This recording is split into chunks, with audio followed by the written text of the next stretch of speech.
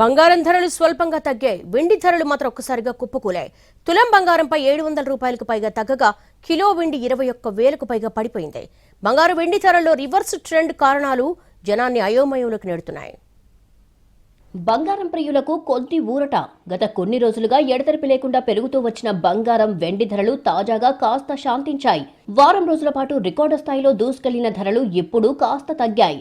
అయితే ధరలు తగ్గినప్పటికీ అవి ఇంకా ఆల్ టైమ్ హై స్థాయిలోనే ఉండటం వల్ల కొనుగోలుదారుల్లో ఆందోళన కొనసాగుతోంది. హైదరాబాద్ మార్కెట్లో 24 క్యారెట్ల తులం బంగారం 1,41,710 రూపాయలుగా ఉంది. నిన్నటితో పోలిస్తే తులం బంగారం 710 రూపాయలు తగ్గింది. అలాగే 22 క్యారెట్ల బంగారం తులం 650 రూపాయలు తగ్గి 1,29,900 రూపాయలుగా కొనసాగుతోంది. విజయవాడ, గుంటూరు, ప్రొద్దుటూరు, బెంగుళూరు, ముంబై మార్కెట్లలోనూ ఇవే ధరలు ఉన్నాయి. ఇక నిన్నటిదాకా ఆకాశమే హద్దుగా దూసుకెళ్లిన వెండి ధరల దూకుడుకు బ్రేక్ పడింది. ఫ్యూచర్ మార్కెట్లో ఒక్కసారిగా ధరలు ఢమాలయ్యాయి. మల్టీ కమోడిటీ ఎక్స్చేంజ్ లో మార్చి కాంట్రాక్ట్ వెండి కిలో ధర గంటలోనే 21,000 రూపాయల మేర తగ్గింది.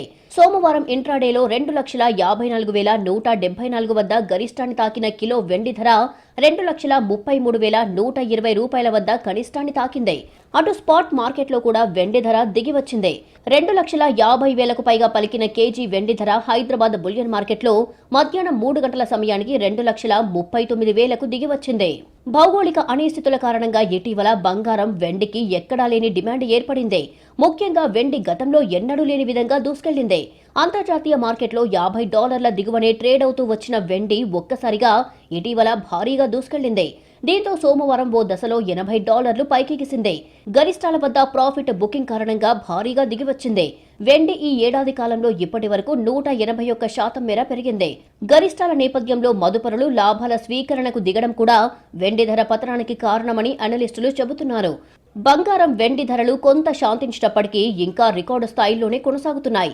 అంతర్జాతీయ పరిణామాలు, ఆర్థిక విధానాలపై ఉన్న అనిశ్చితి కారణంగా రాబోయే రోజుల్లో కూడా ఈ ధరల్లో హెచ్చుతగ్గులు కొనసాగించే అవకాశముందని నిపుణులు అభిప్రాయపడుతున్నారు.